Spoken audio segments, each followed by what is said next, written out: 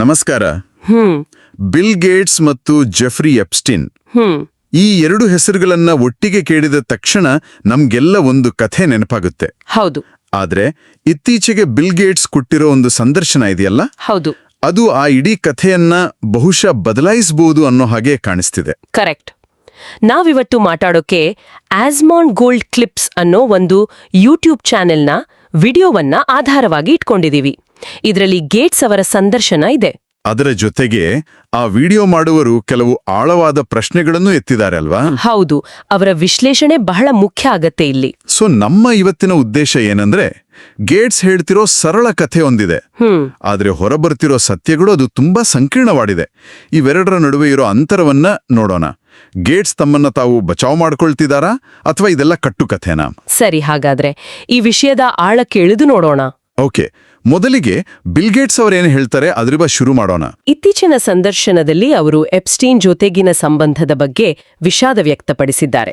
ಅವನ ಜೊತೆ ಕಳೆದ ಪ್ರತಿ ನಿಮಿಷಕ್ಕೂ ನನಗೆ ಪಶ್ಚಾತ್ತಾಪವಿದೆ ಅಂತ ಹೇಳಿದ್ದಾರೆ. ಅಷ್ಟೇ ಅಲ್ಲ, ಅದಕ್ಕಾಗಿ ನಾನು ಕ್ಷಮೆ ಕೇಳ್ತೀನಿ ಅಂತಾನು ನೇರವಾಗಿ ಹೇಳಿದ್ದಾರೆ. ಹೌದು, ಇದು ಕೇಳೋಕೆ ಒಂದು ಪ್ರಾಮಾಣಿಕ ತಪ್ಪೊಪ್ಪಿಗೆ ತರಾನೇ ಇದೆ. ಆದ್ರೆ ಅದಕ್ಕೊಂದು ಕಾರಣವೂ ಕೊಡ್ತಾರಲ್ವಾ? ಇದೊಂದು ವೃತ್ತಿಪರ ಸಂಬಂಧ ಅಷ್ಟೇ ಅಂತ ಬಿಂಬಿಸೋ ಪ್ರಯತ್ನ ನನಗಂತೂ ಕಾಣಿಸುತ್ತೆ. ಖಂಡಿತ. ಅವರ ಪ್ರಕಾರ 2011ರಿಂದ ಸುಮಾರು 3 ವರ್ಷಗಳ ಕಾಲ ಅವರು ಎಪ್ಸ್ಟೀನ್ರನ್ನ ಭೇಟಿಯಾಗಿದ್ದು ನಿಜ. ಓಕೆ. ಆದ್ರೆ ಆ ಭೇಟಿಗಳೆಲ್ಲ ಭೋಜನಕೂಟಗಳಿಗೆ ಮಾತ್ರ ಸೀಮಿತವಾಗಿತ್ತಂತೆ. ಉದ್ದೇಶ ಯಾಕೆ ಭೇಟಿ ಆಗ್ತಿದ್ರು? ಉದ್ದೇಶ ಒಂದೇ ಅಂತ ಹೇಳ್ತಾರೆ, ಜಾಗತಿಕ ಆರೋಗ್ಯ ಯೋಜನೆಗಳಿಗೆ ಹಣ ಸಂಗ್ರಹಿಸುವುದು, ಫಂಡ್ ರೈಸಿಂಗ್. ಓ, ಹಾಗೆ. ಎಪ್ಸ್ಟೀನ್ಗೆ ಜಗತ್ತಿನ ಶ್ರೀಮಂತರ ಜೊತೆ ಕಾಂಟ್ಯಾಕ್ಟ್ಸ್ ಇತ್ತು. ಸೊ ಅವರ ಮೂಲಕ ಕೋಟ್ಯಾಂತರ ಡಾಲರ್ ದೇಣಿಗೆ ತರಬಹುದು ಅನ್ನೋದು ಗೇಟ್ಸ್ ಅವರ ಆ ಒಂದು ಲೆಕ್ಕಾಚಾರವಾಗಿತ್ತು. ಒಂದು ನಿಮಿಷ, ಇಲ್ಲಿ ನನಗೊಂದು ಪ್ರಶ್ನೆ ಬರುತ್ತೆ. ಬಿಲ್ ಗೇಟ್ಸ್ ಜಗತ್ತಿನ ಅತ್ಯಂತ ಬುದ್ಧಿವಂತ, ಅತ್ಯಂತ ಪ್ರಭಾವಿ ವ್ಯಕ್ತಿಗಳಲ್ಲಿ ಒಬ್ಬರು. ಹೌದು. ಅವರಿಗೆ ಹಣ ಬೇಕಿದ್ರೆ ಆಗಲೇ ಲೈಂಗಿಕ ಅಪರಾಧಿ ಅಂತ ಹೆಸರು ಪಡೆದಿದ್ದ ಜೆಫ್ರಿ ಎಪ್ಸ್ಟೀನ್ ಹತ್ರನೇ ಹೋಗ್ಬೇಕಿತ್ತ? ಬೇರೆ ದಾರಿನೇ ಇರ್ಲಿಲ್ವಾ? ಈ ಸಮರ್ಥನೆ ಸ್ವಲ್ಪ ದುರ್ಬಲ ಅಂತ ನಿಮ್ಗನ್ಸಲ್ವಾ? ಇದು ಅತ್ಯುತ್ತಮ ಪ್ರಶ್ನೆ. ಅವರ ವಾದದಲ್ಲಿರೋ ದೊಡ್ಡ ದೌರ್ಬಲ್ಯವೇ ಇದು. ಅವರೇ ಈಗ ಒಪ್ಕೊಳ್ತಾರೆ, ಹಿಂದಿರುಗಿ ನೋಡಿದಾಗ ಅದೊಂದು ತಪ್ಪು ದಾರಿ, ಒಂದು ಡೆಡ್ ಎಂಡ್ ಆಯಿತು ಅಂತ. ಅಷ್ಟೇ ಅಲ್ಲ, ಅವನ ಜೊತೆ ಸಮಯ ಕಳೆದಿದ್ದು ನನ್ನ ಮೂರ್ಖತನ, ಅಂದ್ರೆ ಫೂಲಿಶ್ ಅಂತಾನೂ ಹೇಳಿದ್ದಾರೆ. ಕರೆಕ್ಟ್. ಅಂದ್ರೆ ನಾನು ಒಳ್ಳೆ ಉದ್ದೇಶದಿಂದ ಹೋದೆ, ಆದ್ರೆ ನನ್ನ ನಿರ್ಧಾರ ತಪ್ಪಾಯಿತು ಅಂತ ಹೇಳಿ ಈ ವಿಷಯವನ್ನ ಇಲ್ಲಿಗೆ ಮುಗಿಸೋ ಪ್ರಯತ್ನ ಅವ್ರದ್ದು. ಸರಿ, ಇದು ಗೇಟ್ಸ್ ಹೇಳೋ ಕಥೆಯ ಒಂದು ಭಾಗ ಅಷ್ಟೇ ಅಲ್ವಾ?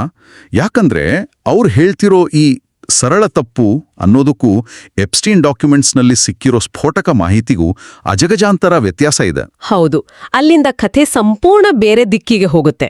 ಹೌದು, ಇಲ್ಲಿಂದಲೇ ಪ್ರಕರಣ ನಿಜಕ್ಕೂ ಗಂಭೀರ ಮತ್ತು ವಿಚಿತ್ರವಾಗ್ತಾ ಹೋಗುತ್ತೆ. ಗೇಟ್ಸ್ ಮೇಲಿರುವ ಅತ್ಯಂತ ಗಂಭೀರ ಆರೋಪದ ಮೂಲ ಯಾವ್ದು ಗೊತ್ತಾ? ಜೆಫ್ರಿ ಎಪ್ಸ್ಟೀನ್ ತನಗೆ ತಾನೇ ಬರೆದುಕೊಂಡಿದ್ದ, ಆದ್ರೆ ಯಾರಿಗೂ ಕಳುಹಿಸ್ತೇ ಇದ್ದ ಒಂದು ಇಮೇಲ್. ಇದು ಕೇಳೋಕ್ಕೆ ಸಖತ್ ವಿಚಿತ್ರ ಅಲ್ಲ? ತನಗೆ ತಾನೇ ಬರೆದುಕೊಂಡ ಇಮೇಲ್ ಅಂದ್ರೆ ಅದು ಡೈರಿ ಬರೆದ ಹಾಗ? ಅದೇ ಇಲ್ಲಿರೋ ನಿಗೂಢ. ಆ ಇಮೇಲ್ನ ಉದ್ದೇಶವೇನು ಅಂತ ಯಾರಿಗೂ ಗೊತ್ತಿಲ್ಲ. ಓಕೆ. ಆದ್ರೆ ಅದರಲ್ಲಿದೆ ಅಂತ ಹೇಳಲಾಗ್ತಿರೋ ವಿಷಯಗಳು ಬೆಚ್ಚಿ ಬೀಳಿಸುವಂತಿವೆ. ಅದರ ಪ್ರಕಾರ ಬಿಲ್ ಗೇಟ್ಸ್ ರಷ್ಯಾದ ಕೆಲವು ಮಹಿಳೆಯರೊಂದಿಗೆ ಸಂಬಂಧ ಹೊಂದಿದ್ರು. ಆ ಸಂಬಂಧದಿಂದ ತಮಗೆ ಲೈಂಗಿಕವಾಗಿ ಹರಡುವ ರೋಗ ಅಂದ್ರೆ STD ಬಂದಿರಬಹುದು ಅಂತೆ ಗೇಟ್ಸ್ಗೆ ಅನುಮಾನವಿತ್ತಂತೆ. ಓ ಮೈ ಗಾಡ್. ಮತ್ತು ಕಥೆ ಅಲ್ಲಿಗೂ ನಿಲ್ಲಲ್ಲ ಅಲ್ವಾ? ಖಂಡಿತ ಇಲ್ಲ.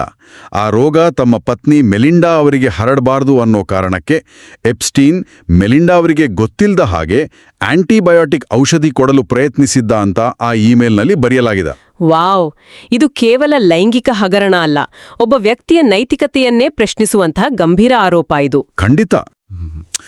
ಸರಿ, ಇಂಥ ಒಂದು ಗಂಭೀರ ಆರೋಪಕ್ಕೆ ಗೇಟ್ಸ್ ಉತ್ತರ ಪಟ್ಟೇ ಕೊಡ್ತಾರೆ. ಆದ್ರೆ ಅವರು ಕೊಟ್ಟ ಉತ್ತರ ಇದೆಯಲ್ಲ, ತುಂಬಾ ಸರಳವಾಗಿದೆ. ಹೌದು, ಸಂದರ್ಶನದಲ್ಲಿ ಇದರ ಬಗ್ಗೆ ಕೇಳಿದಾಗ ಅವರ ಉತ್ತರ ಒಂದೇ ವಾಕ್ಯದಲ್ಲಿತ್ತು: ಆ ಇಮೇಲ್ ಸಂಪೂರ್ಣ ಸುಳ್ಳು. ಜಸ್ಟ್ ಫಾಲ್ಸ್ ಅಷ್ಟೇ. ಅದರಲ್ಲಿ ಒಂದು ಅಕ್ಷರವೂ ನಿಜವಿಲ್ಲ ಅಂತ ತಳ್ಳಿ ಹಾಕಿದ್ದಾರೆ. ಅಷ್ಟೇ ಅಲ್ಲ, ಒಂದು ಪ್ರತಿವಾದವನ್ನು ಮುಂದಿಟ್ಟಿದ್ದಾರೆ. ಏನು ಅಂತ? ಎಪ್ಸ್ಟೀನ್ ಯಾಕೆ ಹೀಗೆ ಮಾಡಿರ್ಬೋದು? ಬಹುಶಃ ನನ್ನ ಮೇಲೆ ದಾಳಿ ಮಾಡುವ, ನನ್ನನ್ನು ಬ್ಲ್ಯಾಕ್ಮೇಲ್ ಮಾಡುವ ಉದ್ದೇಶದಿಂದ ಈ ಕಟ್ಟುಕಥೆ ಸೃಷ್ಟಿಸಿರ್ಬೋದು ಅನ್ನೋದು ಅವರ ವಾದ. ಹಾಗಾದ್ರೆ ಈಗ ಪರಿಸ್ಥಿತಿ ಹೀಗಿದೆ. ಒಂದು ಕಡೆ ಗೇಟ್ಸ್ ಅವರ ನೇರ ನಿರಾಕರಣೆ, ಇನ್ನೊಂದು ಕಡೆ ಸತ್ತು ಹೋದ ಒಬ್ಬ ವ್ಯಕ್ತಿಯ ಯಾರಿಗೂ ಕಳುಹಿಸದ ಇಮೇಲ್. ಹೌದು, ಯಾರ ಮಾತನ್ನ ನಂಬೋದು? ಇಲ್ಲಿಗೆ ಈ ಚರ್ಚೆ ಮುಗ್ದು ಹೋಗಬಹುದಿತ್ತು. ಆದರೆ ಆ ಯೂಟ್ಯೂಬ್ ವಿಶ್ಲೇಷಕರು ಇಲ್ಲಿ ಕೆಲವು ಪ್ರಮುಖ ಅಂಶಗಳನ್ನು ಮುಂದಿಡ್ತಾರಲ್ವಾ? ಹೌದು, ಇಲ್ಲಿಂದ ವಿಶ್ಲೇಷಣೆ ಇನ್ನಷ್ಟು ಆಳವಾಗುತ್ತೆ. ವಿಶ್ಲೇಷಕರು ಎತ್ತುವ ಮೊದಲ ಪ್ರಶ್ನೆ ಬಹಳ ತಾರ್ಕಿಕವಾಗಿದೆ. ಎಪ್ಸ್ಟೀನ್ ಫೈಲ್ಗಳಲ್ಲಿ ಬೇರೆ ಬೇರೆ ರಾಜಕಾರಣಿಗಳು, ಉದ್ಯಮಿಗಳು, ರಾಜಮನೆತನದವರ ಬಗ್ಗೆ ಕೂಡ ಆರೋಪಗಳಿವೆ. ಹೌದು, ಹೌದು. ಅವುಗಳಲ್ಲಿ ಹೆಚ್ಚಿನವು ನಿಜ ಅಂತ ಸಾಬೀತಾಗಿದೆ ಅಥವಾ ಅದಕ್ಕೆ ಪೂರಕ ಸಾಕ್ಷಿಗಳು ಸಿಕ್ಕಿವೆ. ಹೌದು. ಹಾಗಿದ್ಮೇಲೆ ಬಿಲ್ ಗೇಟ್ಸ್ ಬಗ್ಗೆ ಬಂದಿರೋ ಮಾಹಿತಿ ಮಾತ್ರ ಯಾಕೆ ಸಂಪೂರ್ಣ ಸುಳ್ಳಾಗಿರ್ಬೇಕು? ಇದು ಬಹಳ ಮುಖ್ಯವಾದ ಪಾಯಿಂಟ್.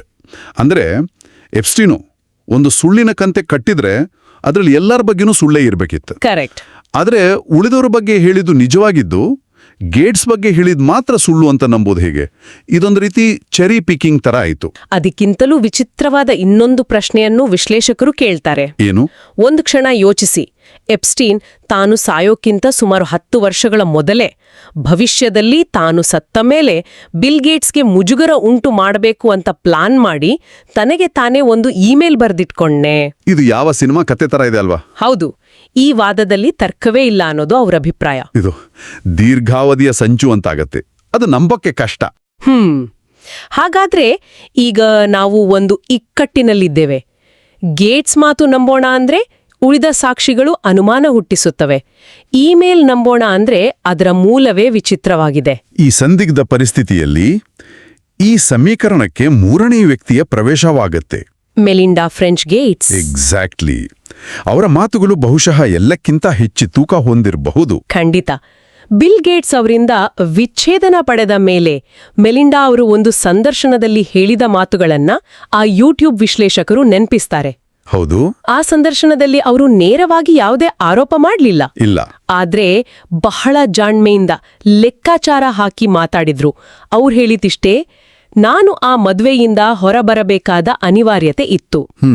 ಆ ಸಂಬಂಧದಲ್ಲಿ ಇನ್ನೂ ಉಳಿದಿರುವ ಪ್ರಶ್ನೆಗಳಿಗೆಲ್ಲ ನನ್ನ ಮಾಜಿ ಪತಿ ಉತ್ತರ ಕೊಡ್ಬೇಕು, ನಾನಲ್ಲ. ವಾವ್, ಆ ಮಾತುಗಳನ್ನ ಗಮನಿಸಬೇಕು.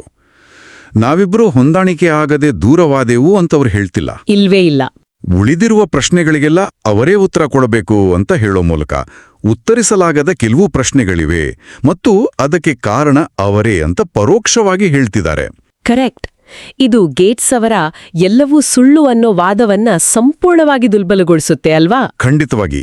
ಇದು ಅತ್ಯಂತ ಪ್ರಬಲವಾದ ಸಂದರ್ಭೋಚಿತ ಸಾಕ್ಷ್ಯ. ಹೌದು. ಒಬ್ಬ ಪತ್ನಿ ತನ್ನ ಮಾಜಿ ಪತಿಯ ಬಗ್ಗೆ ಈ ರೀತಿ ಮಾತನಾಡ್ತಾರೆ ಅಂದ್ರೆ ಆ ವಿಚ್ಛೇದನದ ಹಿಂದೆ ಕೇವಲ ಒಂದು ಮೂರ್ಖತನದ ವೃತ್ತಿಪರ ತಪ್ಪು ಇರಲಿಲ್ಲ, ಅದಕ್ಕಿಂತ ಗಂಭೀರವಾದ ವಿಷಯಗಳಿದ್ವು ಅಂತ ಸೂಚಿಸುತ್ತೆ. ಸರಿ, ಕತೆ ಇಲ್ಲಿಗೂ ಮುಗಿಯೋದಿಲ್ಲ. ಗೇಟ್ಸ್ ತಮ್ಮನ್ನ ತಾವು ರಕ್ಷಿಸಿಕೊಳ್ಳೋಕೆ ಬಳಸಿದ ಇನ್ನೊಂದು ಪ್ರಬಲವಾದ ಹೇಳಿಕೆ ಇದೆ. ಆ ದ್ವೀಪದ ಬಗ್ಗೆ. ಹೌದು, ಎಪ್ಸ್ಟೀನ್ನ ಕುಖ್ಯಾತ ದ್ವೀಪ. ಸಂದರ್ಶನದಲ್ಲಿ ಅವರು ಬಹಳ ಒತ್ತಿ ಹೇಳಿದ್ದಾರೆ, ನಾನು ಕೇವಲ ಭೋಜನಕೂಟಗಳಿಗೆ ಹೋಗಿದ್ದೆ, ನಾನು ಎಂದಿಗೂ ಆ ದ್ವೀಪಕ್ಕೆ ಹೋಗಿಲ್ಲ ಅಂತ.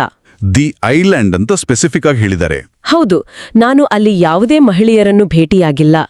ಇದು ಅವರ ಸಮರ್ಥನೆಯ ಒಂದು ಪ್ರಮುಖ ಸ್ತಂಭ. ಯಾಕಂದ್ರೆ ಆ ದ್ವೀಪವೇ ಎಪ್ಸ್ಟೀನ್ನ ಎಲ್ಲಾ ಅಕ್ರಮ ಚಟುವಟಿಕೆಗಳ ಕೇಂದ್ರವಾಗಿತ್ತು. ನಾನು ಯಾವುದೇ ಮಹಿಳೆಯರನ್ನು ಭೇಟಿಯಾಗಿಲ್ಲ. ಇದೊಂದು ಬಹಳ ಖಚಿತವಾದ ಹೇಳಿಕೆ. ಆದರೆ ಈ ಹೇಳಿಕೆಯನ್ನೇ ಸುಳ್ಳು ಮಾಡುವಂಥ ಒಂದು ಸಾಕ್ಷ್ಯವಿದೆ ಅಂತ ವಿಡಿಯೋದಲ್ಲಿ ತೋರಿಸ್ತಾರೆ. ಅದೇ ಈ ಕಥೆಯ ಕೊನೆಯ ಮತ್ತು ಬಹುಶಃ ಅತ್ಯಂತ ದೃಶ್ಯಬದ್ಧವಾದ ತಿರುವು. ಯೂಟ್ಯೂಬ್ ವಿಶ್ಲೇಷಕರು ಒಂದು ಫೋಟೋವನ್ನು ಪ್ರಸ್ತುತಪಡಿಸ್ತಾರೆ. ಆ ಫೋಟೋದಲ್ಲಿ ಬಿಲ್ ಗೇಟ್ಸ್ ಒಬ್ಬ ಮಹಿಳೆಯ ಪಕ್ಕದಲ್ಲಿ ನಿಂತಿದ್ದಾರೆ. ಓಕೆ.